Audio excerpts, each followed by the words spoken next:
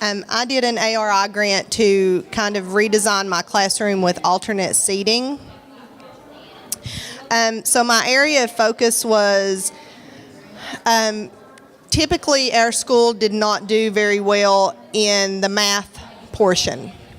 And I'm the math teacher, so that wasn't very good. So I decided to see if changing my classroom and changing the design would help boost the scores. So the data that I was going to look at would be classroom assessments, benchmark tests, K-Prep scores, which we won't know till next year, but looking at the different types of assessments and seeing if scores improved throughout the year. So one thing that I bought was Sketchpad whiteboard paint. So you can paint it on your wall, and then you can just use whiteboard markers right on the wall, and they wipes right off. Another one was Synergy bouncy chairs. So it's like an exercise yoga ball, but it has the little legs so they don't roll all over the place. And I bought 4 bean bags, and they're very large bean bags. Like two of my kids can sit on them at once. And I also did chalkboard tables. I just painted the top of the tables with chalkboard paint. I have the little rug and the storage benches in the back.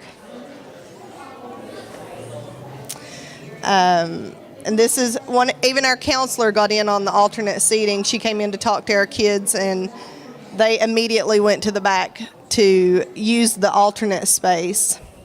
It did get to the point for a little while I had to take the alternate seating away because students kind of wanted to congregate in the alternate seating and didn't want to work. So we also do a program called Summit Learning, and I used it with if you didn't have more than 3 reds, then you could go to alternate seating.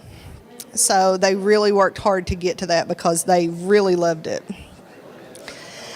You can see they just spread out, and I let them choose. So if I had more than options that I had, we rotated, and they were pretty good about sharing. I had some students who they do not like the alternate seating, so they chose to stay in their desk. One of my sons is one of them. He doesn't really care for the alternate seating. He likes the traditional desk, so he chose to stay there. This is one of my other sons. He totally liked the beanbag. That was his favorite place. You can see it looks like there's ghosting on the paint, but I think it just picked it up from the camera because really you can't see it in my classroom. It's not that bad.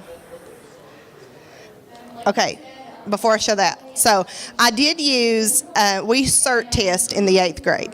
And I did use that data. We CERT tested in September, and I got all the things in for the alternate seating and the whiteboard paint and all these things.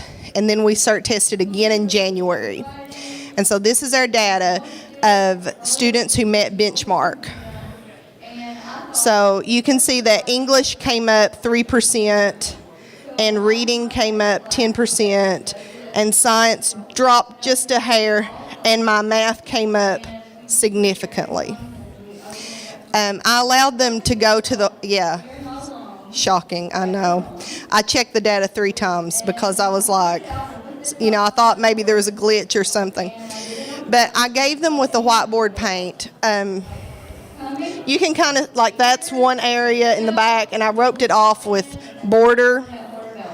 I think I don't have, there's another, right there behind the chalkboard table, there's another area.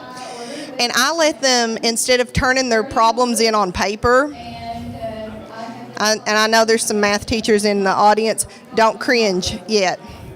I didn't make them turn it in on paper. I let them work them out on the whiteboard or the chalkboard table or whatever, and I just rotated and checked them off.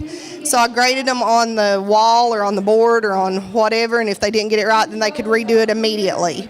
So it was formative assessment automatically. And according to the scores, it was a successful venture. So I'm definitely going to keep the alternate seating. I hope to add to it. I only got 3 of the Synergy balls because I was afraid they wouldn't like them.